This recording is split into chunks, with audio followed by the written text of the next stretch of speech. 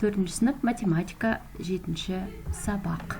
Осы сабақта кездесетін 1 және 10 тапсырмалардың барлығын бірге шығарайық. Бүгінгі сабақтың тақырыбы көптанбалы сандарды жазбаша қосу және азайту. Балалар міндетті түрде каналға тіркеліп, лайк басып, қоңыраушаны басып қоюды ұмытпаңыз. Олай болса, бастайық. Бірінші тапсырма: 3 таңбалы сандарды жазбаша қосу және азайту алгоритмін есіңе түсір. Көптанбалы сандар мен амалдарды қалай орындауға болады? Ең алдымен видеороликке назар аударайық. Жазбаша түрде қосу алгоритмі қалай орындалатынын қарастырамыз. 89.436 қосу 34.725. Бірінші қосылғыштың астына екінші қосылғышты жазамыз. Алдымен бірліктерді бірліктерге қосамыз. Шыққан санды бірліктердің астына жазамыз. 6 бірлікке 5 бірлікті қоссақ 11 бірлік шығады. Бірлікті бірліктердің астына жазып, 1 ондықты есімізге сақтаймыз. 3 ондыққа 2 ондықты қосамыз. 5 ондық шығады. 5 ондыққа ойда сақтаған 1 ондықты қосамыз. 6 ондық шығады. 6 ондықты ондықтардың астына жазамыз. 4 жүздікке 7 жүздікті қосамыз. 11 жүздік шығады. 1 жүздікті жүздіктердің астына жазып, 1 мыңдықты есімізге сақтаймыз.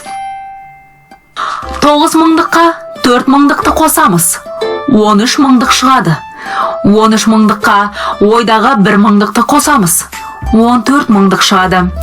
4 мыңдықты мыңдықтардың астына жазып, 1 ондықты есімізге сақтаймыз. 8 ондық мыңға 3 ондық мыңдықты қосамыз. 11 ондық мыңдық шығады. Оған ойдағы 1 ондық мыңдықты қосамыз. 12 ондық мыңдық шығады.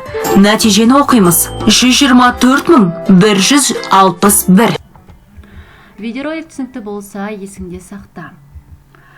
Ең алдымен біз берілген санды жазамыз, бірліктерді қосамыз, ондықтарды қосамыз, одан кейін жүздіктерді, одан кейін мыңдықтарды, одан кейін ондық мыңдарды қосамыз және тағы басқа осылай секілді кете береді. Соңында жауабы оқылады. Екінші тапсырма: әр мысалды есептеу алгоритмін түсіндіріп көр. Бұл жерде де видеороликке назар аударайық. Жазбаша түрде азайту алгоритмі қалай орындалатынын қарастырамыз. Азайтқышты азайғыштың астына жазамыз. Бірліктерді азайтып, бірліктердің астына жазамыз. Ондықтарды азайтып, ондықтардың астына жазамыз. Жүздіктерді азайтып, жүздіктердің астына жазамыз. Басқа мысал қарастырайық. 2-ден 4-ті алуға болмайды. Сондықтан 1 ондықты алып, бірліктерге жіктейміз. Пайда болған 12 бірліктен 4-ті алғанда 8 шығады. Енді ондықтарды азайтамыз. 1 ондықты алғандықтан 2 ондық қалды. 2-ден 6-ны алуға болмайды. Сондықтан 1 жүздікті алып, ондыққа жіктейміз. 12-ден 6-ны алғанда 6 қалады. 1 жүздікті алғандықтан 3 жүздік қалды. 3 жүздіктен 1 жүздікті аламыз.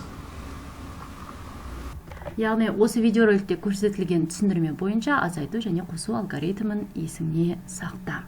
Көптанбалы сандарды қосу кезінде бірліктерді бірліктердің, ондықтардың, жүздіктердің, мыңдықтардың астына тағы сол сияқты жазады.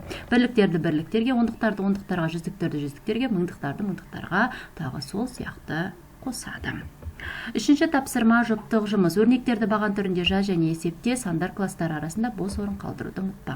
Ең бірінші сан бізде 984.140, азайтылған 568. Ол жерде 983.578 шығады. 125.659 азайтылған 4.128, 121.531 шығады. 85.025 азайтылған 49.145, 35.880 шығады. 445.200 азайтылған 6.257, бұл жерде 451.457 шығады. 550 қосылған 3644, 4194-ге тең. 22.300 қосылған 65478, 87778-ге тең. Төртінші тапсырма. Дәл осылай видеороликтегі түсіндірмелерге сәйкес жазбаша орында қалай есептеу қажеттілігін түсіндір. Сандар кластары арасында бос орын қалдыруды ұмытпа. 5003 азайтылған 845 4158-ге тең, 5000 азайтылған 153 4847-ге тең, 80000 азайтылған 24150 55850-ге тең, 600000 азайтылған 6704 593296-ға тең, 150082 азайтылған 27563 122519-ға тең, 510082 53088 азайтылған 826 456256-ға тең. Бесінші тапсырма. Мен Алматыда тұрамын. Біздің сынып Астана қаласында балалар фестивалі баруды жоспарлап отыр. Біз онлайн билет сатып алуға шешім қабылдадық. Іздестіруіміздің нәтижесі қандай болғанын қара. Ең арзан билет таңдауға көмектес. Ең жылдам жүретін пойыздың купесіне бір ересек адамға және бір балаға арналған билет бірге неше теңге тұрады.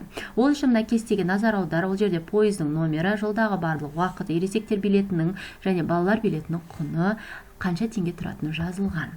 Ең арзан билет 3380 теңге тұрады. Ең жылдам жүретін пойыздың купесіне бір ересек адамға 12114 теңге, бір балаға 6050 теңге жұмсаған. Барлығы қанша теңге? Яғни барлығы ең жылдам жүретін пойыздың купесіне бір ересек адамға және бір балаға арналған билет бірге 18164 теңге тұратыны анықталып отыр. Алтыншы тапсырма. Әуе жол кассасының бірінде қанша билет сатылған кестеде көрсетілген, алғашқы 3 айда және жарты жылда қанша билет сатылғанын есепте. Ай атаулары берілген, оған сатылған билеттер саны берілген және сан түрінде қанша екенін, қанша сатылғанын есептеуіміз керек.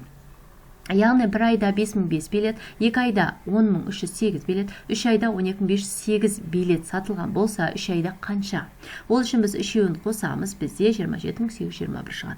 Алғашқы 3 айда 27821 билет сатылды. Келесі 3 айда 27821 билет болса, 4 айда 953 билет болса, 5 айда 4390 билет болса, 6 айда 20020 билет болса, жарты жылда қанша билет? Ол үшін барлық берілген сомаларды қосамыз, бізде жарты жылда 35184 билет сатылды деген сөз. Жетінші тапсырма. Алматыда Астана қаласына пойызбен келе жатқанда біз сандарға қатысты сан ойын ойлап таптық. 3, 7, 6, 2 цифрларына ең кіші және ең үлкен 4 таңбалы сандар жаз, олардың айырмасын тап. Яғни осы сандардан ең үлкен 4 таңбалы сан 7632, одан ең кіші 4 таңбалы санды азайтамыз 2367, бізде айырманың мәні 5265.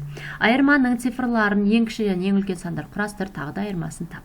6552 азайтылған 2556 болады. Бұл жерде тең 3996-ға. 8-ші тапсырма мәтінді оқы. Қазақстанның Астанасы Астана қаласынан басқа қалаларға дейінгі автокөлік жолының арақашықтығы: Ақтөбе қаласы 1500 км, Павлодар қаласы 440 км, Талас қаласы 1700 км, Түркістан қаласы 1300 км, Ақтау қаласы 2700 км, Атырау қаласы 2100 км, Көкшетауда 310 км, Өскемен 990 км, Орал қаласы 2000, Петропавл 610, Қостанай 700 км. Мәтіндегі сандарды өсу ретімен орналастырайық. Өсу реті дегеніміз, яғни кішіден үлкенге қарай орналастырамыз. Ең кіші километр көрсеткіші 310, одан кейін 440, 610, 700, 990, 1300, 1500, 1700, 2000, 2100, 2700-ге тең болады. 9-ші тапсырма. Автобекетте 7 үлкен автобус және 5 шағын автобустар 6 мәшине жолға шығып кетті. Біз бір үлкен автобус пен 5 шағын автобус жолға шығып кетті деп тұжырымдай аламыз ба? Барлық мүмкін нұсқаларды қарастыр. Төменнен мүмкін нұсқалардың барлығы берілген, дұрыс жауабын біз былай жазамыз. Яғни мүмкін нұсқалар 6 мәшине бір үлкен 5 шағын болуы мүмкін, немесе 6 мәшине 2 үлкен 4 шағын болуы мүмкін, немесе дәл солай 6 мәшине 3 үлкен 3 кіші, немесе 4 үлкен 2 кіші, немесе 5 үлкен 1 шағын болуы мүмкін. Яғни 5 нұсқасын тұжырымдауға болады екен. Және соңғы 10-ші тапсырмасы есептеуді жазбаша орында. Бірінші бізде 1.234 азайтамыз 999766-ға тең. 378.992 қосылған 524, 379.516-ға тең. 100.568 азайтылған 90.854, 9714-ге тең. Және 100.169.004 қосылған 771.001, бұл бізде 100.940.005-ге тең. Осымен 7-ші сабағымызды аяқтаймыз. Келесі кездескенше сау болыңыздар.